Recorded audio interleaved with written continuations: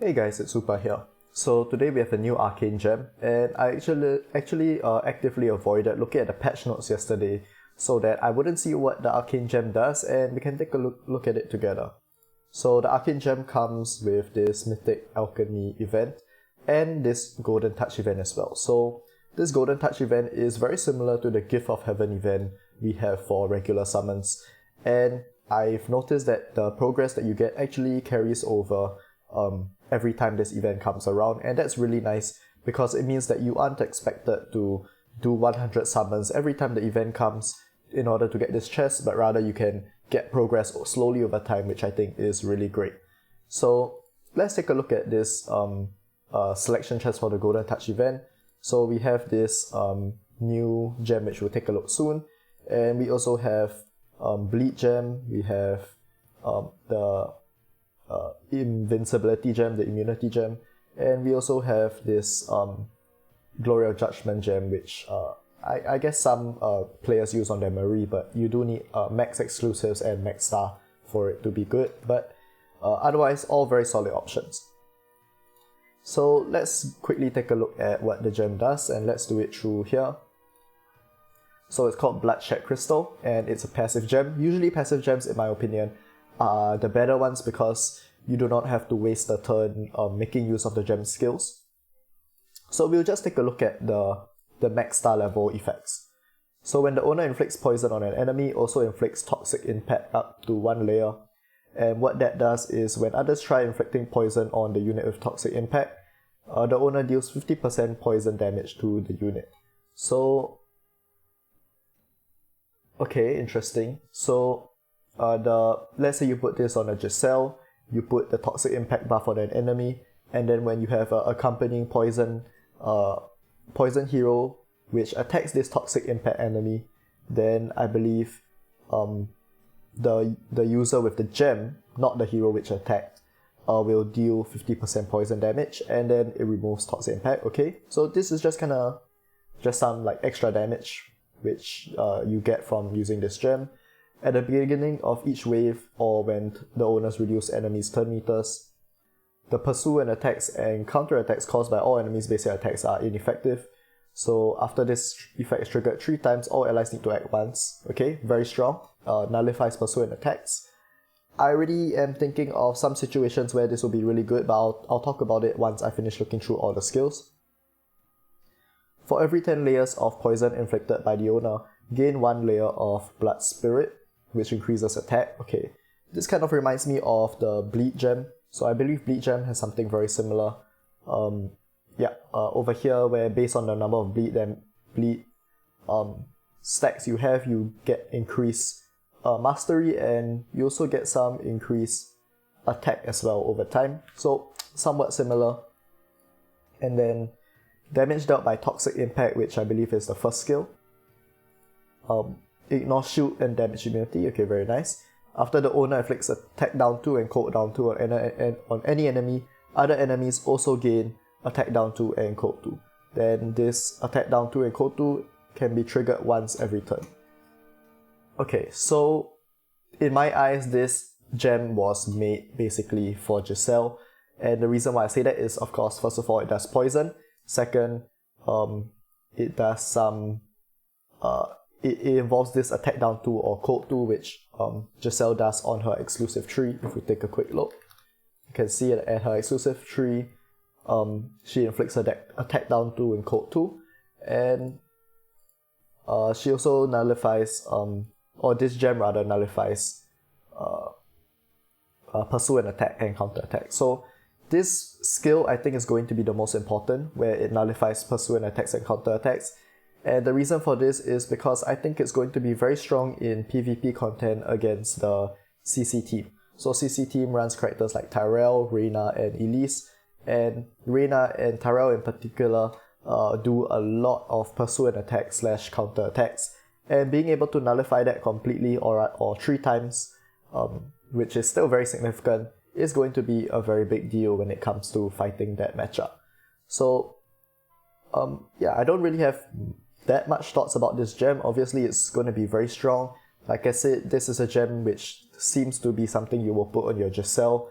will increase your team's damage, will increase her own damage, and this attack down 2 and code 2 to me doesn't seem that important because Giselle inherently does it in her kit anyway, and it's basically guaranteed because it's before the enemy attack. So yeah, at the beginning of an enemy's turn, she inflicts attack down 2 and code 2. So to me, this the attack down 2 and code 2 part of the gem doesn't seem that important.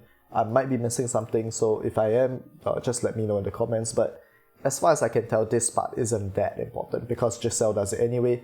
This would be useful, I guess, if you put it on another character which isn't Giselle, but then again, I don't see why you would put this gem on anyone except for her, as granted that you do have her. So yeah, looks pretty strong. I believe there should be a way for us to test it over here. So we can test this Arcane Gem in Battles of Classic Arena. I'm not sure like how, let's get some tickets first. I'm not sure how they'll allow us to use it. So yeah, let's do this. Oh, okay, so we can choose who we want it on. And like I said, let's put it on our Giselle.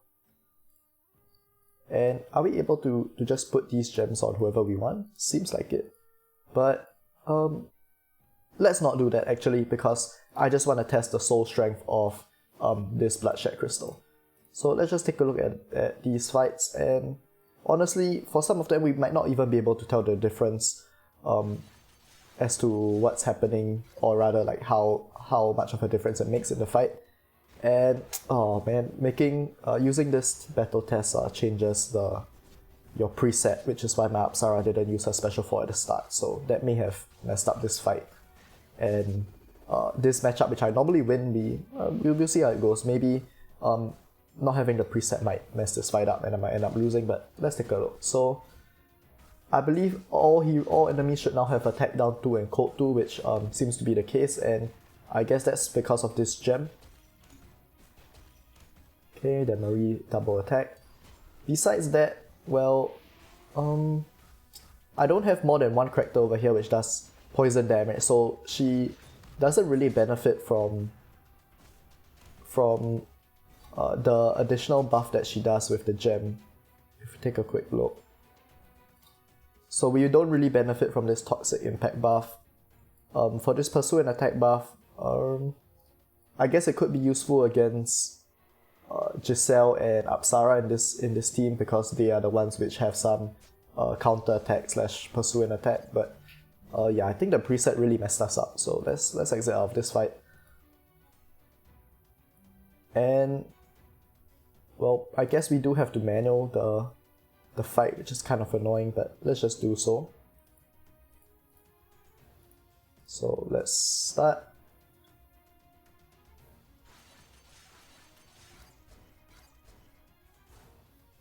Okay, so let's start Apsara special 4.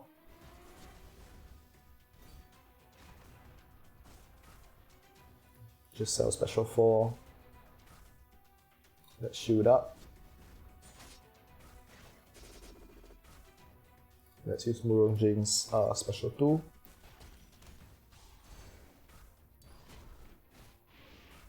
Okay. And this game feels so slow without auto battle. So let's kill this Apsara first maybe. So yeah, we're putting the toxic impact buff on all the enemies, but like I said, it isn't really useful unless you have a second poisoner. And I'm thinking now on the CC team, you might want to use Penny again. So I believe Penny is kind of out of meta of the CC team, and it's kind of a not a budget option, but just like a second choice. And I think with this gem, Penny might return to CC team. We will have to take a look, so and see what the top players do. So okay, when I use our special 4, I didn't really notice anything that interesting, honestly. So let's just try and kill this Sarah over here. And she's dead, so this fight's won. But this is someone who I usually beat most of the time anyway. So I don't believe that this gem will actually make a meaningful difference when it comes to the team that I'm using. And I would want to test it on CC team, but I don't actually have that built right now. So let's just end this fight really quickly. We should win already because they've lost their damage record, and with Nicolith and her Shelter of Faith buff active, we're never gonna be dying to Marie. So yeah, this is just unlosable as far as I can tell. So we just need to just chunk them down slowly, make use of Apsara's damage record, and this fight should be over very soon. And now Marie's passive is down as well, so we're dealing damage with our Giselle, and yeah, so every character just dies now.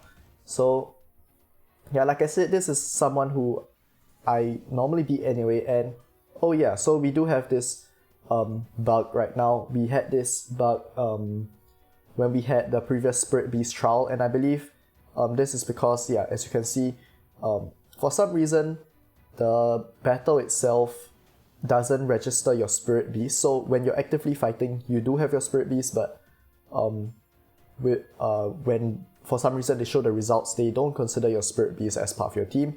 And without my Spirit Beast, I end up losing this fight. So even though you very clearly saw me win just now, it now says that I've just lost. So this is quite a big oversight by the devs, which means that I think for the rest of the Spirit Beast Arcane Gem trial, I'm just gonna fight some really horrible teams which I will destroy even without my pet. So not very good that this bug is in the game. So yeah, I wasn't really able to showcase much of this gem, I think because my team isn't really that appropriate for it, even though I do have Giselle, which is very clearly meant for, no doubt about that. But yeah, I do think that it will be very strong in, or rather against, CC team. Obviously you want this on your Giselle, and the last thing to look out for would be whether we do see Penny making a comeback to the CC team. So yeah, just a quick video covering this, and that's really all I have for today. Please leave a like, comment, and subscribe, and I'll see you guys next time.